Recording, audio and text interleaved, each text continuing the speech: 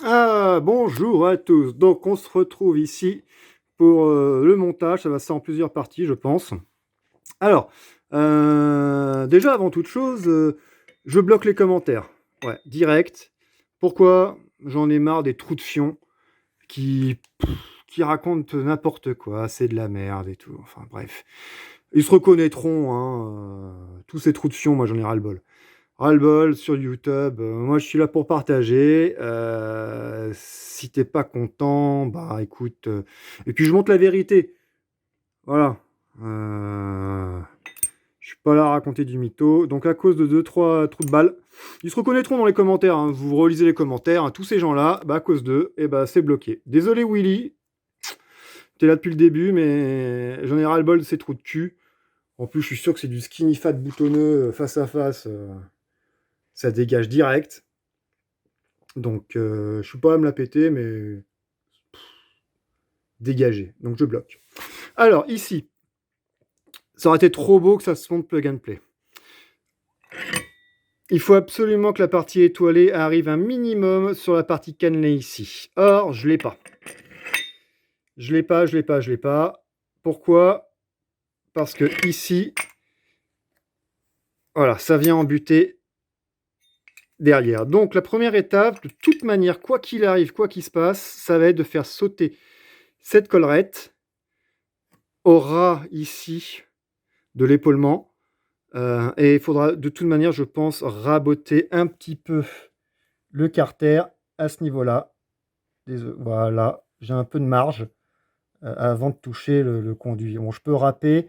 Les joues en hauteur passent pile poil sous le cylindre, donc j'aurai pas besoin de râper le cylindre. Et avant de gratter ça, je ferai le point sur mes anciennes vidéos où tombe le transfert. Voilà, allez, c'est parti. Et ça va se faire. On va sortir ça. Je m'occupe de ça, je vous reprends.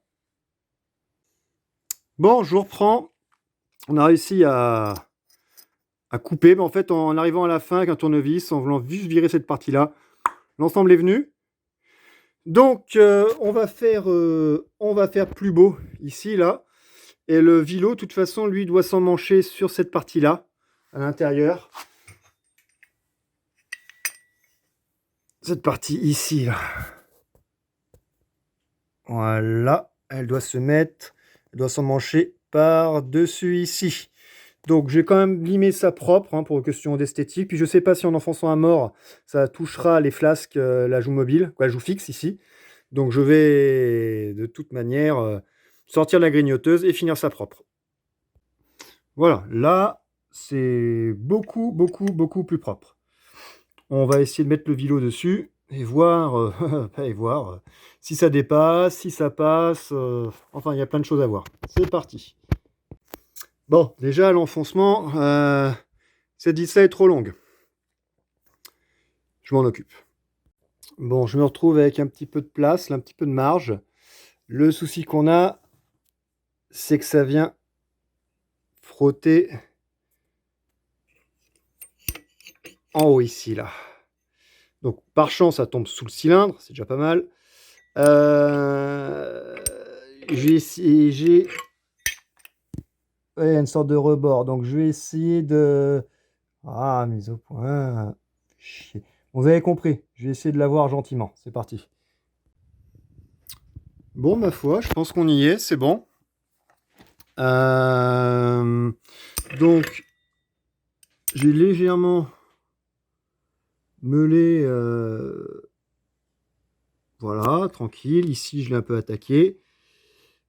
Ce qui est cool, c'est que on arrive bien en fond de la gorge ici par rapport à l'entretoise qui dépasse. C'est la partie excentrique extérieure du vilebrequin. C'est pas une cale, hein, c'est le vilo, hein, qui est comme ça. Donc, lorsqu'on le met, j'ai regardé, hop, on arrive bien à en buter. Et ce qui est cool, c'est qu'on dépasse, lorsque je vais le mettre en appui, en pression, bah, l'écrou va venir serrer le canon du vilo. Comme ça, il va bien être maintenu en pression. Je rappelle, hein, sur un canon de scooter, les araignées, quoi, les rainures que vous voyez sur les variateurs qui sont là, La puissance, elle passe pas par là, hein. Il y en a... Je sais plus où il est, l'autre, là. Enfin, là, voilà, il est là. Il y en a deux sur la joue fixe et joue mobile de mémoire. La puissance, elle n'est pas entraînée par le millimètre ou le millimètre et demi d'épaisseur des deux, j'appelle ça une araignée, des deux araignées. Non, non, non, non, non, ça permet le centrage et c'est la pression de serrage qui permet d'avoir un maintien fixe, rigide sur le vilebrequin. Pas autrement. Il n'en est pas autrement. Ça participe, mais c'est pas ça, hein. Si je donne des chiffres à la compte, comptoir à la noix, il y a 95% de serrage sur l'axe et 5% c'est l'ajustement, voilà, qui entraîne parce que oui, bah oui, mais les rainures c'est pas solide ça, hein. Donc ça me paraît pas mal du tout. Je pensais que j'allais galérer beaucoup plus que ça au final. Donc qu'est-ce qui se passe là? Le vario, faut que je le redémonte de toute manière. Faut que je mette une petite bague parce que ouvert à fond, la courroie, elle touche un peu le canon, donc on va mettre une petite rondelle pour le préfermer, entre guillemets, voilà, une rondelle de calage. Mais on va déjà remonter ça, mettre un écrou, tout le bazar ici, là, la chaligne. Et puis on va voir comment ça tombe. Et je vous reprends tout de suite. C'est parti. Alors, c'est monté. Mais c'était à prévoir. Vous voyez le décalage que j'ai? Ok, donc la poulie là, elle est au maximum, hein. Voilà. Je vais faire ça bien. Voilà, donc il m'en manque un petit peu. Alors, j'ai essayé de jouer, j'ai des rondelles de calage sur l'axe, mais j'ai déjà essayé de voir avec ça. Et puis après, bah, pas d'autre solution, ça sera... Il est bien enfoncé ce cylindre bloc là. Donc je vais pouvoir le sortir un petit peu, vu qu'il dépasse large là, vous voyez. Donc lui, c'est bon, je peux le tirer un peu. L'autre côté, je pense que je peux l'enfoncer un petit peu. On est comment là? Ah oui, large, large. Donc c'est chiant, il faut faire tomber un peu les choses, pousser les cylindres blocs, les... Bref, mais c'est... Allez, c'est acquis. Allez, encore un peu de taf et c'est parti. Allez, go. Voilà, c'est monté. Eh bien, il aura fallu décaler les deux cylindres blocs. Alors, j'ai un peu modifié au niveau des rondelles, parce que pour éviter que ça bouge de trop, j'avais des rondelles qui comprimaient le caoutchouc. Sinon, tu as la queue de vélo qui a tendance à faire ça, tu te fous en vrac, la courroie saute. On va voir, s'il faut, bah, je remodifierai. En général, la courroie sautait à partir de 13 500 tours. On va voir. Donc là, c'est bien aligné. Je vais essayer de vous montrer ça avec ma barre, là.